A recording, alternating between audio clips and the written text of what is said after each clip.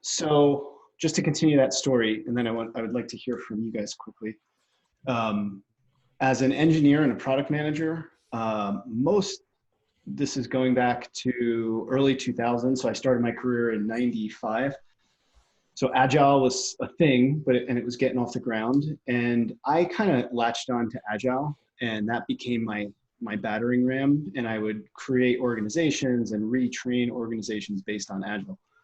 And I took that thinking into New Haircut. And what happened for me and for my group at the time was that we got so focused on burning down sets of features that we just got accustomed, sort of like muscle memory set in, where the questions that we were asking people were, what do you want it to do? What should it look like? What have you tried? What solutions exist out there? What competitors? They're all very feature-focused questions. And the people that I was asking those questions to were very much like we were hand in hand in terms of the dialogue that we were having. It was all about what they wanted to see created and designed. And after the quick story of New Haircut is after 7 years of doing that and launching products for groups that hired us to do that, after 7 years of doing that and unsuccessfully seeing anything be as disruptive and create the impact that we were hoping, that we were hired to create, and that the group was hoping to see out of that, we decided that we wanted to do things a little bit differently. So we started to poke at design thinking as a new way of looking at problems and opportunities. And it taught us all of these new words that were not part of our vocabulary. And we were also talking with new folks that had new ideas and coming at like a totally different problem space. So we had to retrain ourselves in terms of the language that we were using. So instead of asking, what do you want it to do? We would start asking, what's the problem you're trying to solve? And why is that important? And how are people solving it today? Just, a pivot on the question, but it led to a very different set of conversations. And I even think about a proposal that I'm working through right now, where a nonprofit is trying to take in design thinking at the same time of trying to help. I don't think this is confidential. It's Child Fund, and they do work to help children who have been through trauma. So they're trying to bring design thinking into their way of thinking about new programs and services. And in their RFP, as RFPs tend to be, it's very solution heavy. So we want you to come in and teach us this new way of working and new tools and new methodologies, but the RFP is laden with features and solutions, and it puts me in this box. And so even in the very start of my relationship with this company, I have to retrain them on thinking about the problem behind that instead of what they want me to come in and do and what the finish line looks like. But that's really hard to teach a group out of the gate, especially before we're actually working together. And I'm guessing that a lot of you have conversations like these in your day in and day out. And maybe you don't even think about it. Maybe this 1 hour thing will help you to start thinking about it. What I wanted to explore is two things: just to introduce the power of questions over answers, and also to bridge that gap. So moving a conversation from one place to another is hard because people are kind of set in their ways. So I wanted to explore eye openers as an activity or a platform that you could begin to introduce new ways of thinking with people, because people are pretty set that, like, I hired you to do this, or this is your role and this is what I'm going to give to you. And to try to shift that mindset and try to shift the conversation with your agenda typically doesn't work too well. But if you play games with them, if you introduce things lightly and inspire them, then they're maybe more willing to go on that journey with you. So we're going to just spend the better part of the next 50 minutes exploring those two things: learning to ask questions and learning to do it in a way that's light and fun and engaging, so that they're ready to do the sort of the real work with you. So there's a lot of us and we don't have a ton of time. So I'm going to do something that I've heard people refer to as a chat storm. So I'd like you to answer a question for me that I'm going to put in the chat. The question is, given what I just said, what happens for you? How do you get people to move away from their ideas that they've been thinking about for days, weeks, months, years, and get them to back up into the problem space? Because people don't want to go there, because that means that they have to back up and they have to start over, and they've already had those conversations. So the question I'm curious to hear from you is, how do you inspire the people that you're working with today? And if the answer is, I don't know, I want to see what you think, Jay, that's okay too. But I'm curious how you get people to think about the problem and the question before they jump into solution mode. Just take a minute. Tell me what you think. Tell me how you do that today.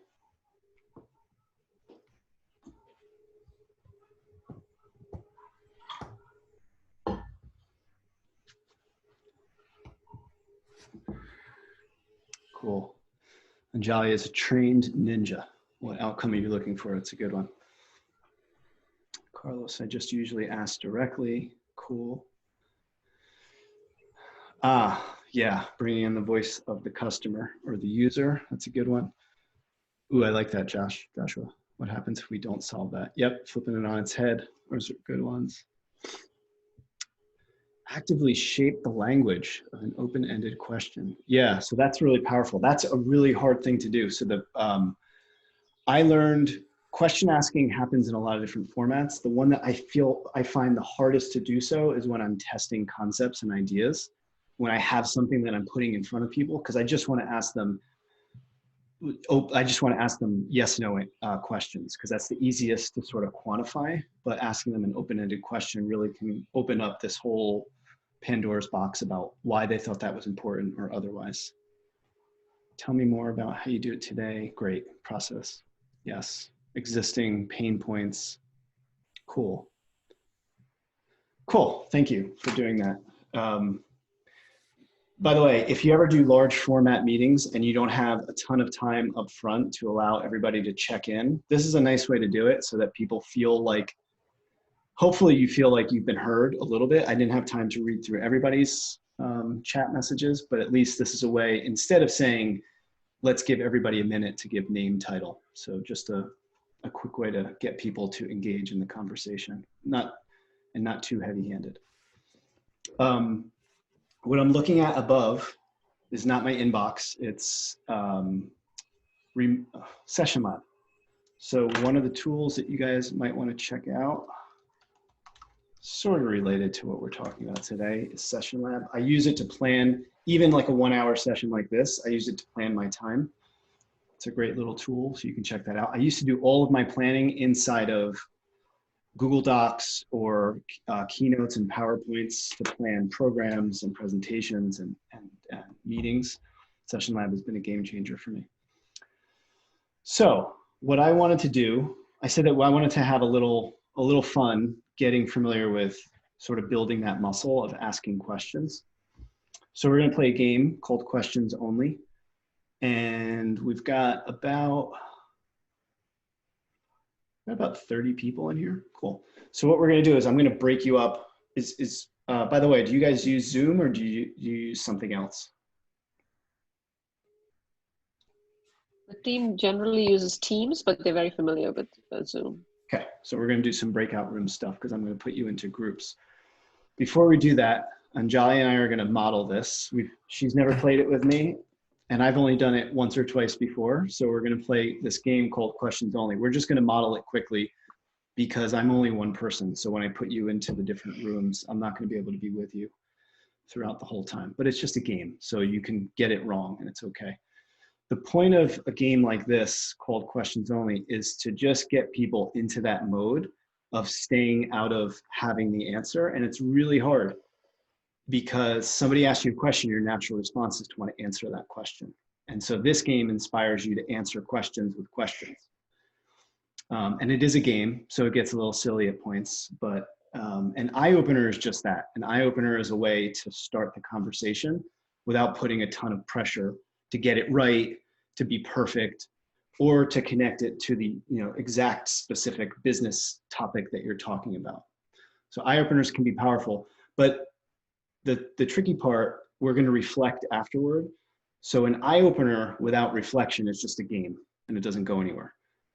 but an eye-opener that you allow groups to focus and reflect and talk about what they learned and how they want to take that into their work, that becomes something that you can bridge into the work that you're doing, as opposed to just playing games for fun. Because one of the things that I hear from a lot of groups, especially groups that work in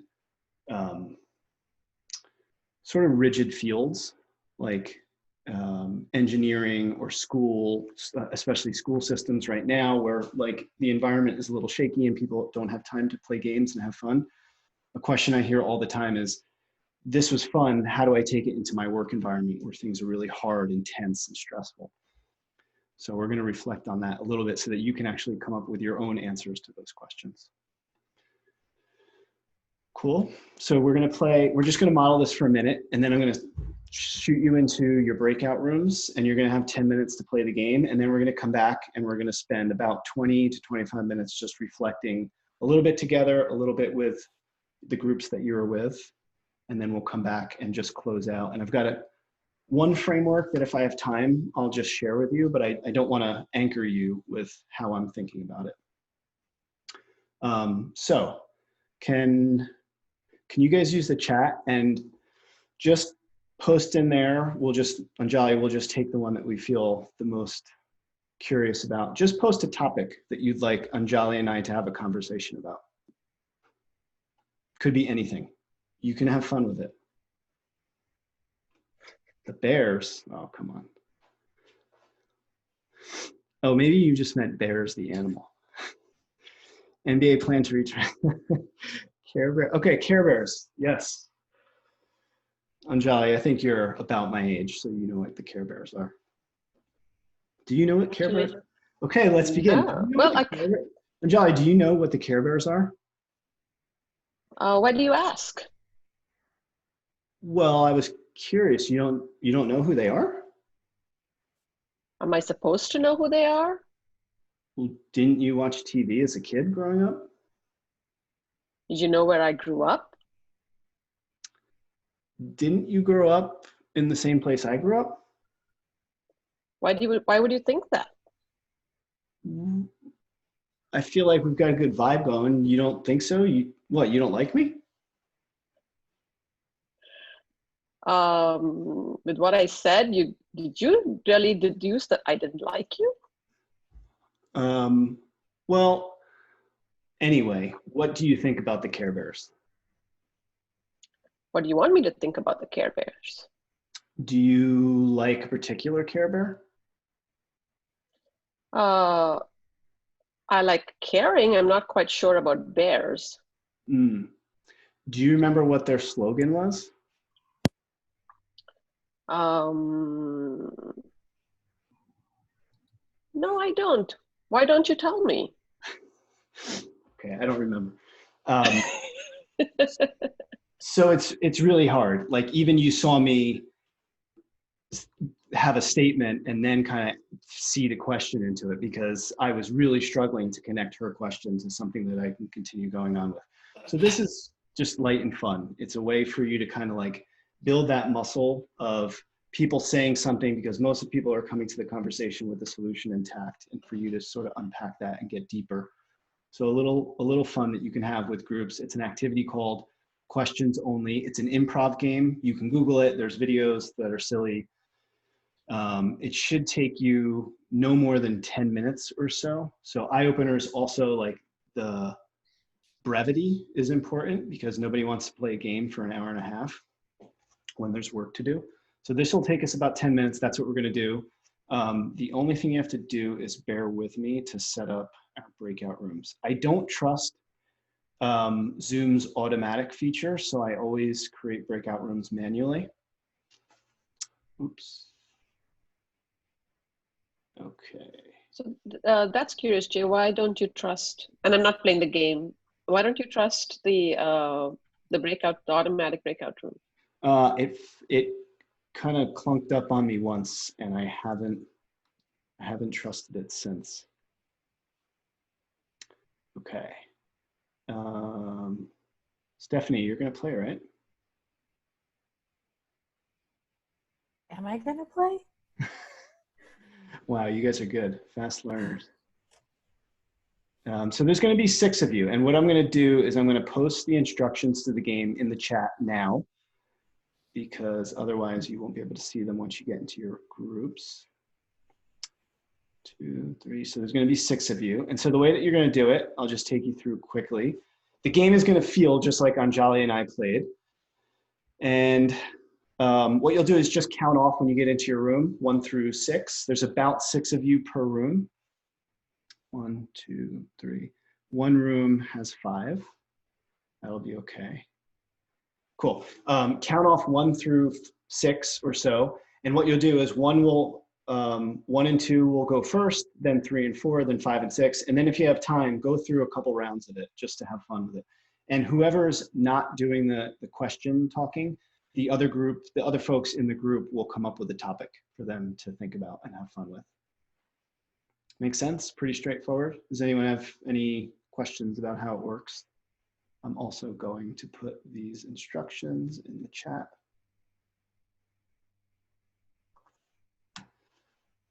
Cool.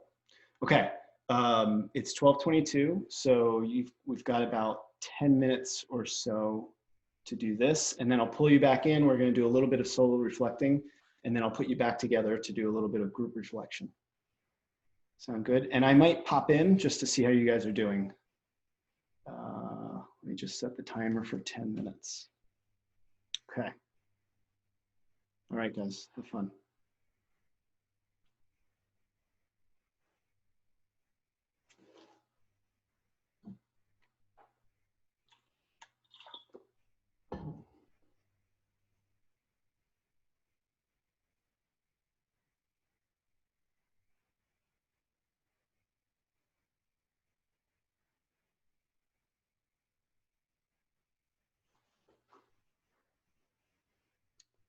Alan, I think you have to click the button to join your group.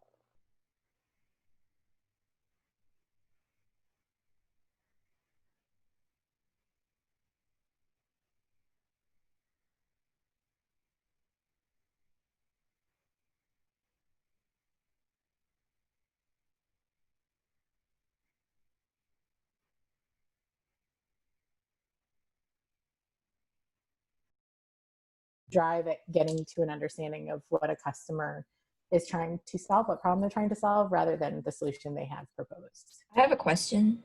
Yeah. Did anyone else think that that exercise felt antagonistic? And like, why didn't she just answer the question? Is that the first question you want to ask her? Because Yeah. I think we have to get some shout outs in the chat to find out what the topic is. What is the topic we should choose? Crock pot. Favorite Seinfeld episode? Crock pot. I'm cooking. All right, which 2 people want to go first? I'm just going to count us off to save time. I'll be 1. Terry, you're next on my screen. Tim, you're next on my screen. Suzanne, you're next. And 4. Okay. 3, 4, whatever. All right, so it sounds like Terry and I are going to battle it off, and Tim and Suzanne, you guys are going to pick the topic. All right. Okay.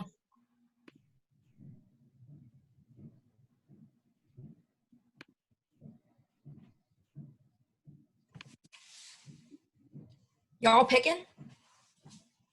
Oh, is that what we're waiting on? Yeah.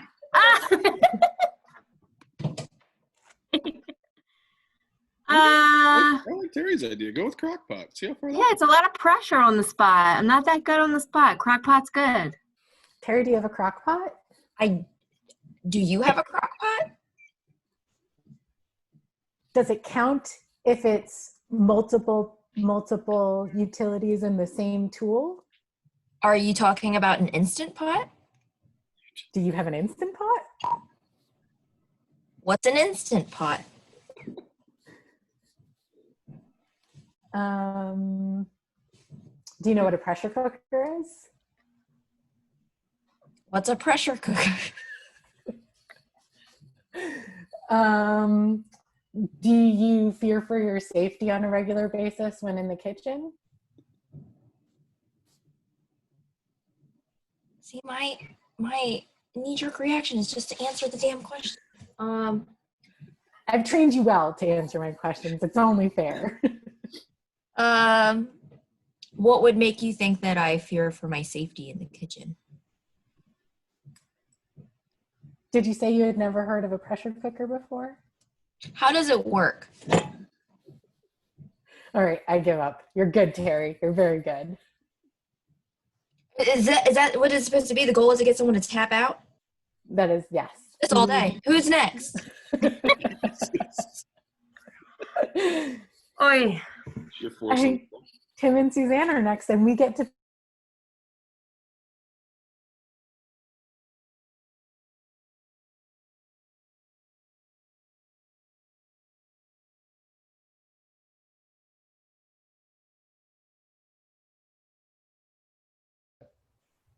Where can I find that answer? Have you tried looking on the internet? Are there other options? Are we living in 1983? What year is it? Is it later than the year 2000?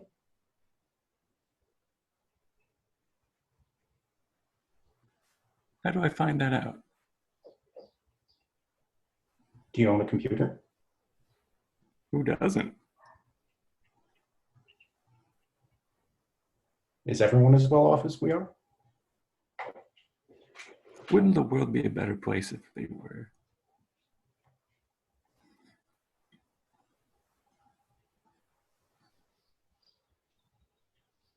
I can't think of another. You guys did really good. Yeah. That was amazing. You I get to think y'all that have been big, practicing. that big I think question you're- that Yeah. at the end, like, oh, wow. That was awesome. That was awesome. All right, 5 and 6 need a You topic. guys were so quick. It seemed like natural to you guys. We watch a lot.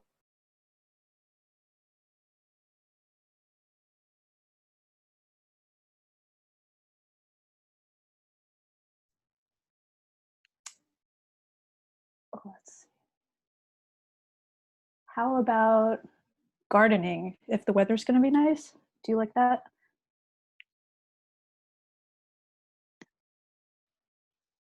Yeah. What can I do much with indoor gardening?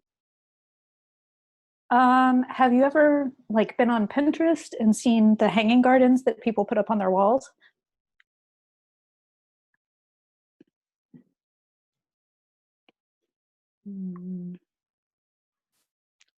I'm just getting answer for him.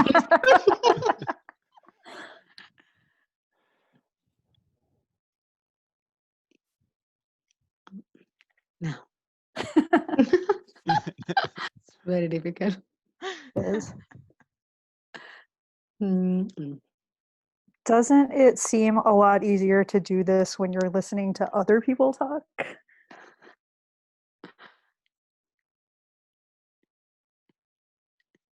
It is okay. Yeah. I somehow get the answer first. I'm unable to get your question.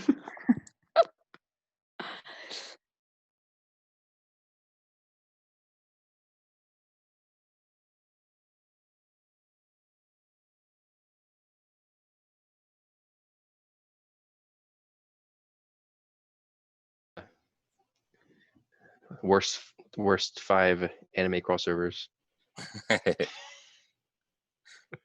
Should we pass to the next group here in the interest of time? This is fascinating. Are we doing this right? Are we? You guys did good. I liked it. Thanks. Cool. How come you guys didn't give us a topic? Uh-oh, 2 minutes. You had already started. You were doing so well without a topic. The topic decider was the topic. Caitlin threw out SpongeBob SpongeBob. Yeah, I gave you some. Good job. Thank you. Yeah, Thank you. No worries. Now, who's the real number 5? I'm number 5. Oh. I'm number 6. Oh, well, if you knew that, you should have just yelled at me. Thanks. I love macaroni. Oh God. And cheese? Oh, no, I need to mute myself. Sorry. I hate macaroni. Why do people eat it? I hate cheese. Why do people eat cheese? Thank you. Why do people put so much cheese on all of their meals? That's a good question.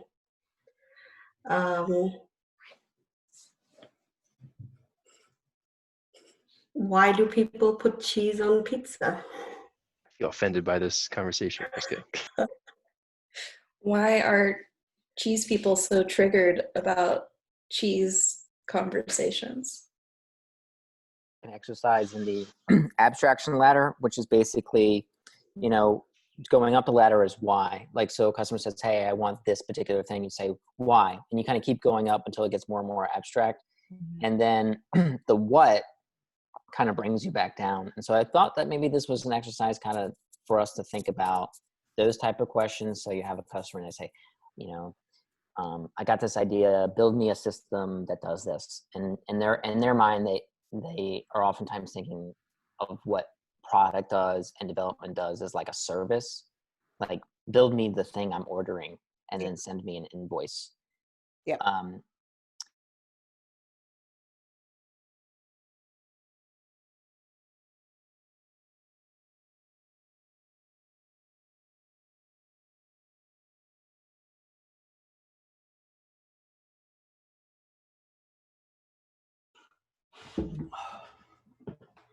Hey, gang.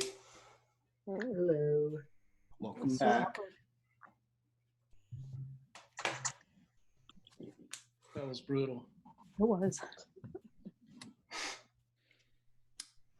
Okay, welcome back. I got to jump into each room. Looked like you were going through mild degrees of agony. That's accurate, I think. Yeah. Okay. Let's give you all a quiet 2 minutes to just think for yourself, and I'm gonna take you through just 4 of like classic facilitation questions for solo reflection. So the first one, and you can just write these down. If you feel like typing, that's okay. But if you got a nearby pen and paper, it's best to write if you can. So first one is what happened. So these are just the facts. What did we do? What did you do? Who was with you? Just think about the facts. What happened?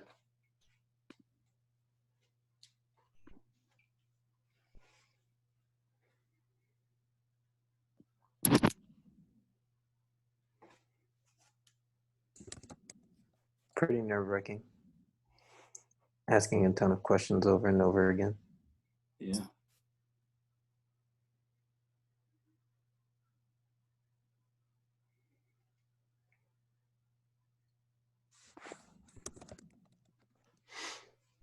Okay. Next question. How did it make you feel?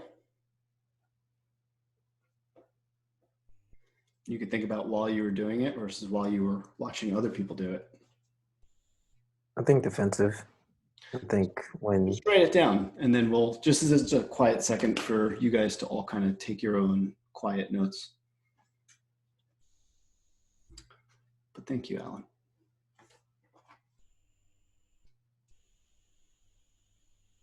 Can you repeat the second question? How did it make you feel?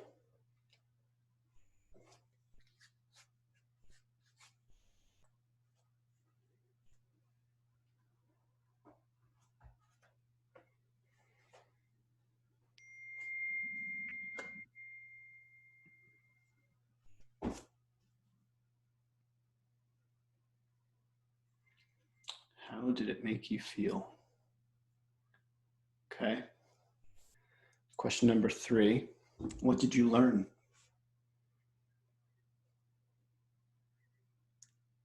Another way to ask this is, what did you notice?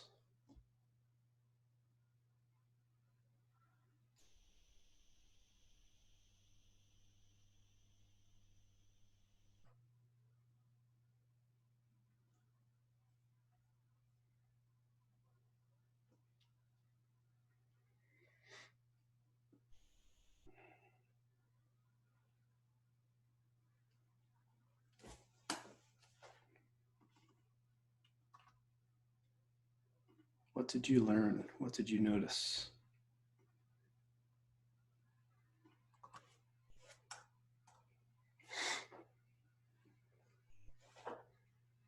Who needs another minute? Just to raise your hand or type in the chat. Okay. And the last question, I'd like for you to get back with the groups that you were with. So I'm going to put you back in your Zoom rooms for a few minutes. And I want you to try to work together to connect. You can share quickly what happened, how it made you feel, what you learned and noticed. Give yourselves the majority of the time to answer the question, what can you take forward? So how can you apply what you struggled with or what you learned or what you're curious about into the work that you're doing at Pearson day in and day out? Okay, I'm going to put that in the chat. So that's the crux of the conversation I'd like you to have. What can you take forward and how do these lessons apply to the work that you're all doing? So I'm going to put you in your rooms and I will see you back here in 5. And what we'll do when we get back, just use the last 30 seconds, 60 seconds. I know it's rushed. We're always rushed in our workshops. Use the last minute or so to just agree upon what you're going to share with the other groups so that we can all learn from each other. Okay. I'll give you a minute heads up so that you can get your thoughts together. Okay.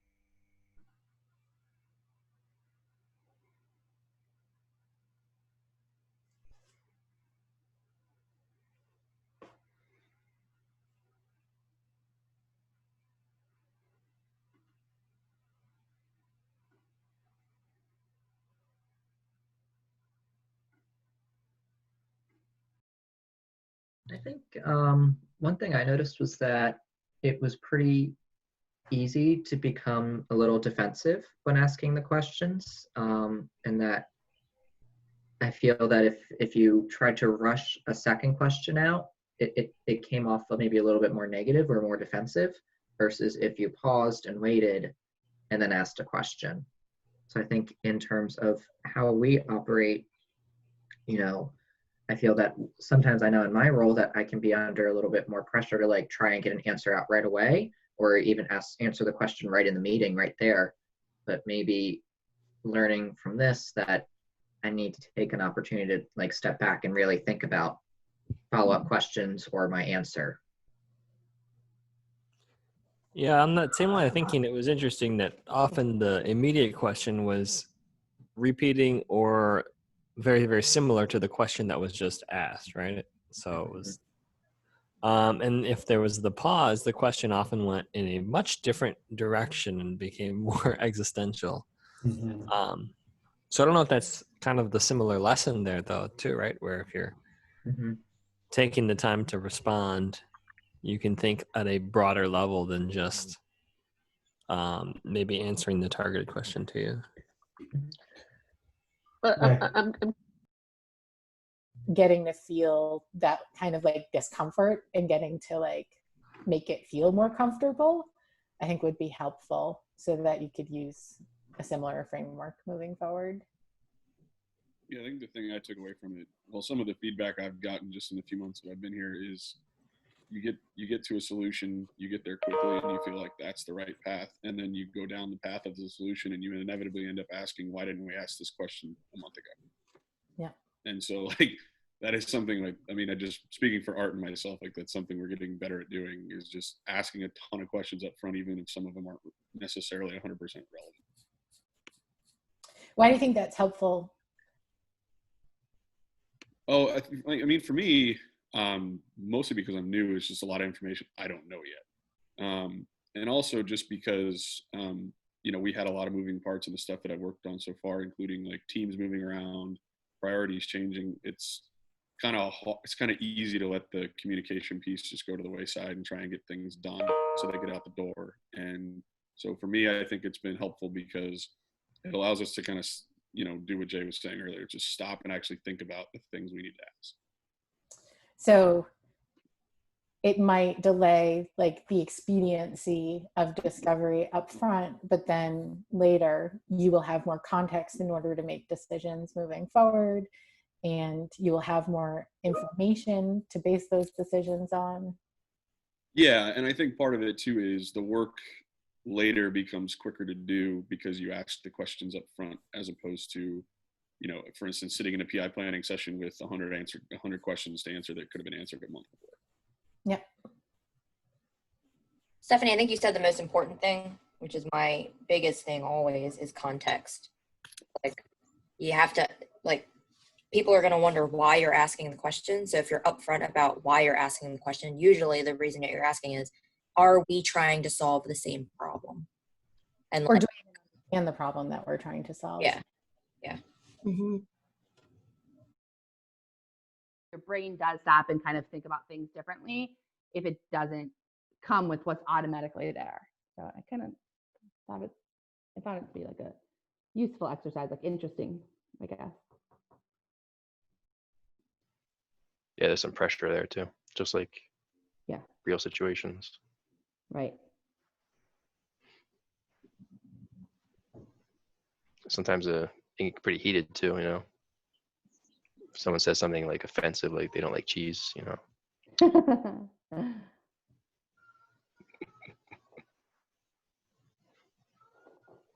Maybe we should just bring that. Like what we could take forward is like,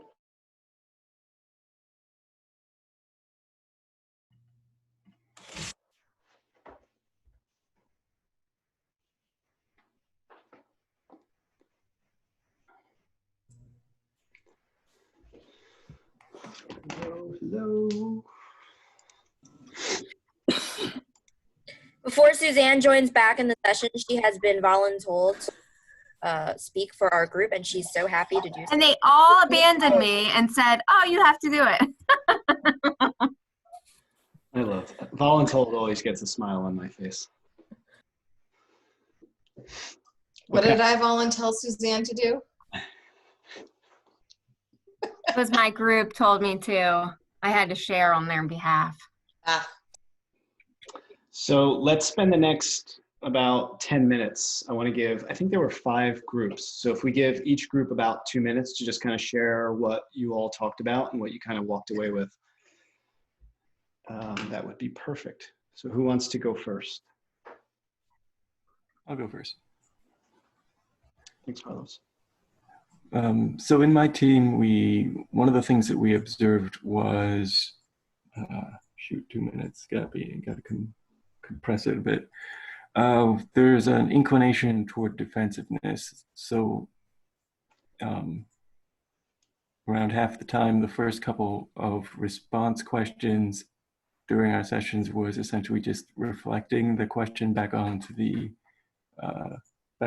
asker in a New York subway sort of fashion. And we found that it seemed that the times that we try to respond quickly tended to be more on that sort of confrontational sort of side of it. But if we took a pause and reflected on forming a question, it tended to come out more like an actual question. Mm. The other observation we had was sort of in terms of deviation from the original topic, how there seemed to be 2 ways to go about it. One, to very rigidly stay on the the named topic, or to sort of deviate more wildly. And we were thinking about how that could impact our work in terms of product management, in that we need to sort of temper both of those and not distract, but also not be afraid to take a step out. And while we're extracting what problem needs to be solved by this change, be open to talking about how that might expand into the problems that a different department is facing that might need a completely different solution than this one, or what have you. Yeah. And I heard defensive. And And then it sounded like the way that you guys solved for that or thought about solving for that was to slow down. Did I get that right? More like the observation was that when it was slower, that appeared less. Yeah. There's another game that I play called Yes and Yes But. It's a classic improv game. And I had a group that I worked with in San Francisco that swore that they were going to stop using the word but to answer. Like, you know, it's the classic, I hear you, and as soon as you're done talking, I'm going to shoot down your ideas and chop out your legs. And they swore that they were going to take but out of their vocabulary. And then for the rest of the sprint that I was doing with them, I counted 77 buts. And I told them that, not as a way to kill them, but just to show them that they have to be in it for the long game. So like, it's pretty common that you guys feel defensive and awkward continuing to ask questions with questions because it feels like you're not answering the person when there's an easy answer that you could be giving to them. So it feels like you're on point by feeling a little bit guarded. Thanks, Carlos. Who else would like to share? I can go next. Thanks, Darryl. What we discovered right away was very, very much more difficult than we expected. We struggled, and there's a lot of awkward pauses, and just a lot more difficult than we anticipated. So going to the second point, you felt like you were awkward or evasive and not providing any feedback to the question that was asked. So we really didn't feel like we were, being helpful in any capacity.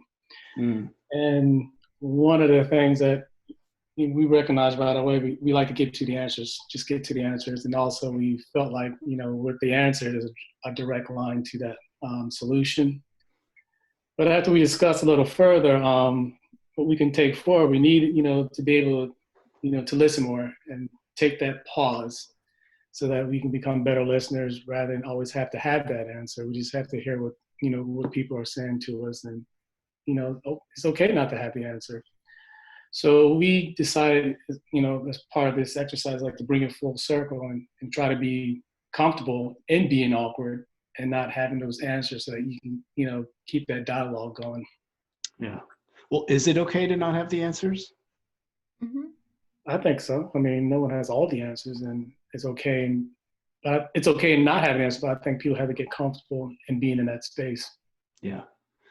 And right. So when your group gets that and feels committed to that statement that the question is more important than the answer, then the work becomes how do we take that forward outside of the product and design and all, the organizations that you guys work in, because not everybody's wired like that. And a lot of the people that you guys work with and rely upon for joining your conversations, they have different ways of working. So it's like, how do you take this stuff forward? And that's why we're playing games, because they'll be willing, I hope, to play a game with you and just to kind of experience that with you, versus saying like, we must be question focused, go from this point forward, right? No one's gonna get on that ship.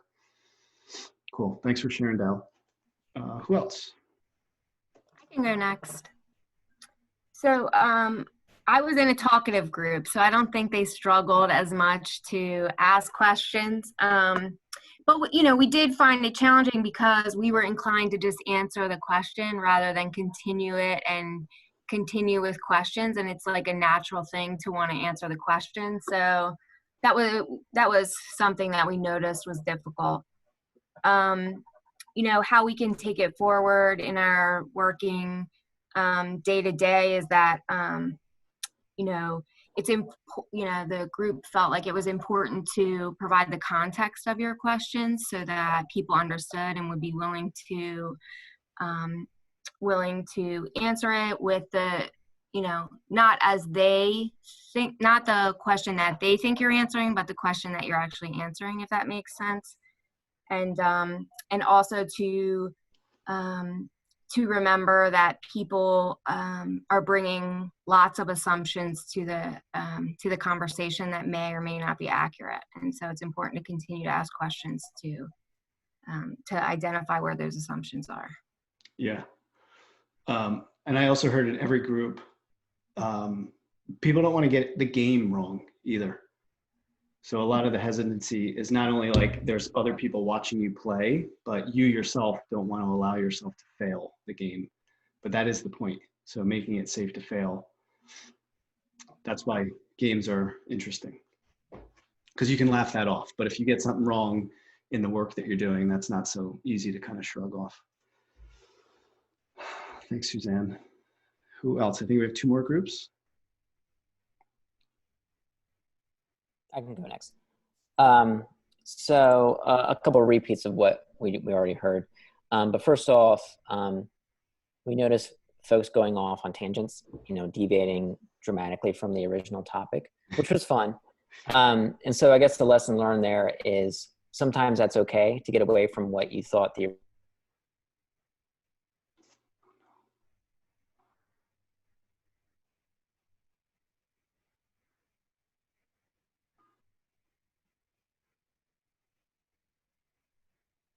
cream donuts ordered to the house. The real problem is these kids. So we learned that from Tara.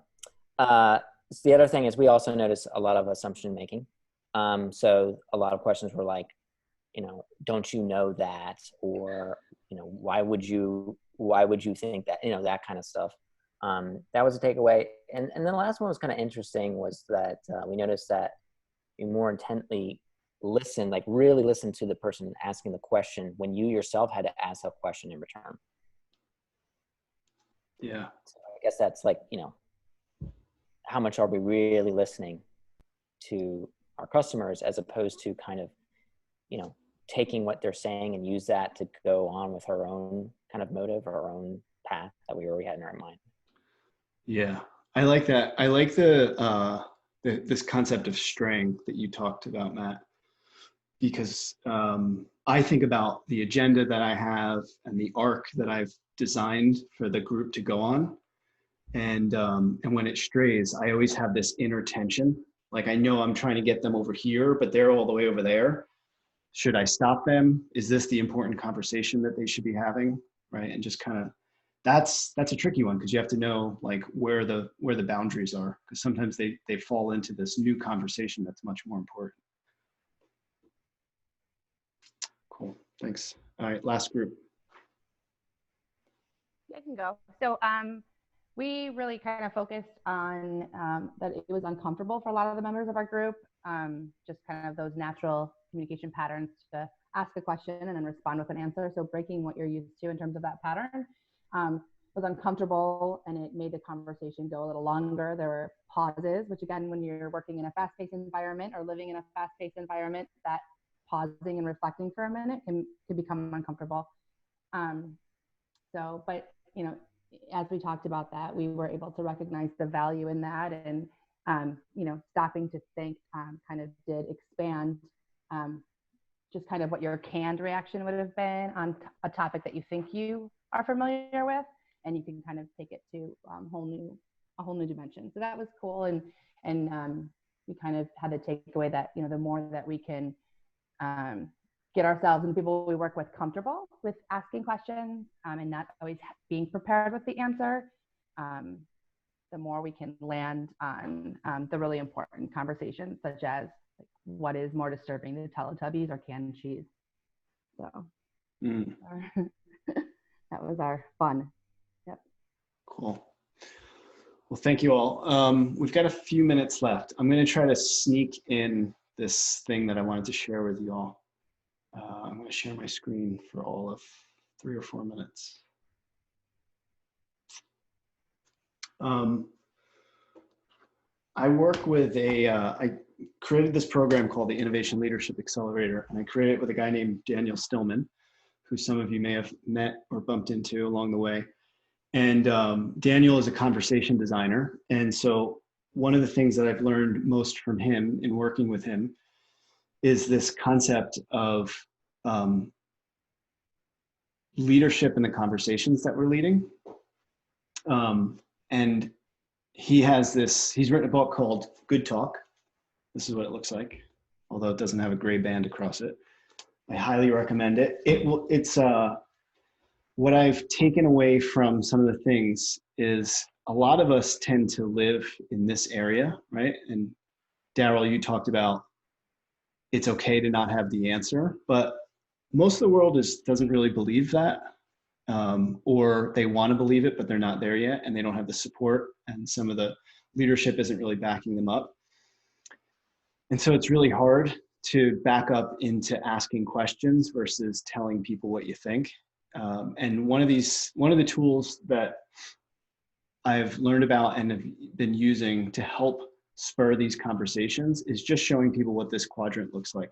So the model of getting people to start, it kind of goes in these question 1, this is supposed to be question 2, question 2, 3, and 4. So this is, if you can get to the mode that you're leading your conversations, by the time you're ready to tell people solutions, you'll have been through much more of a journey about really understanding where they're coming from and what the problem is really all about.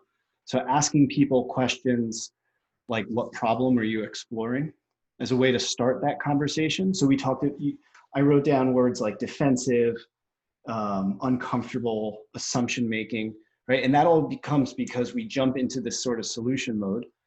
Even your questions today were sort of laden with maybe sarcasm, maybe defensiveness, right? But when you're really truly exploring the problem that that person is bringing to you, their walls are going to come down. The conversation is going to become much more creative and open-ended. Right? And then you can start to maybe ask about the solutions.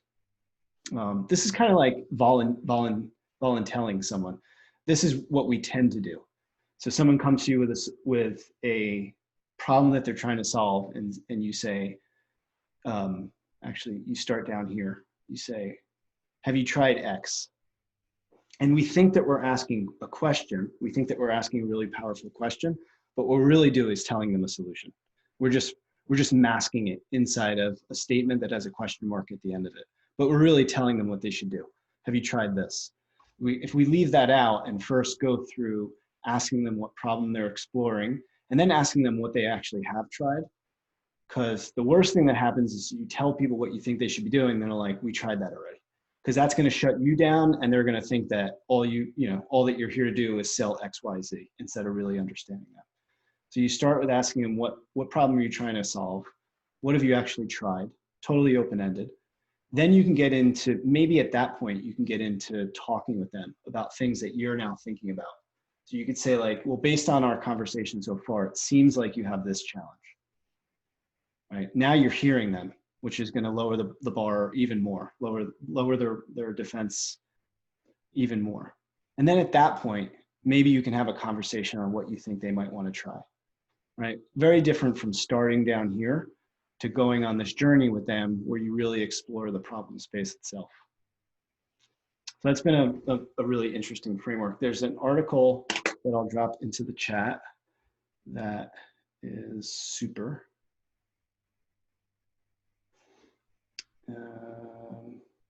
It talks about conversational leadership. Really great read. But that's everything that I wanted to cover. The last thing that I'm going to share with you, and Anjali, I'm going to email this to you and you can share it with the group, or I can just share it with everyone directly. There's a couple things in here that you guys can use as resources. One of them that we did today is some games around improv. So my friend Dan Mitroff-Silvers has a pack of cards, and she has digital cards as well that you can use. They're improv games that you can use in your sessions and workshops and meetings and conversations overall to get people to sort of back up and sort of dip one toe in the conversation before throwing them feet to the fire. So there's a link to her improv games. There's also, I talked about Session Lab earlier. So you can double click into any of these, and Session Lab has a whole slew of improv games that you can use. There's also these toolkits that I've created that you can take a look at for problem framing and design sprints, which are all meant to use design thinking and problem understanding and question asking in part of your process. And the last thing that you might want to check out is this free facilitation course that I created. That question leadership quadrant is one of the tips that I talk about.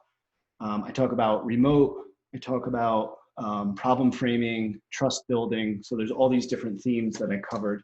It's 30 tips that you get in your inbox over 30 days, totally free. So if you guys want to sign up for that. What's been cool is a couple groups have used it as like a conversation starter. If they have like weekly stand-ups, and they'll go through the course together and then kind of like unpack it as a group. So that could be something that you guys might want to do, or you can do it by yourself. That's okay too. So I'll put this in the chat, and then I'll send a quick follow-up email afterward with these links. But that's all of our time. We're 1 minute over. So thank you so much for having me. It's been great. I hope you get outside. Now it's going to rain, so I guess I'm going to stay inside. But it's been fun learning with all of you. Thank you for having me here. Thank you. Thank you so much, Jay. Really, really appreciate you being here and for all of your insights. Thank you. Thanks for having me, Anjali. Sure. Thank you. Take care. Thank you. Bye. Thanks, gang. Thanks, Jay.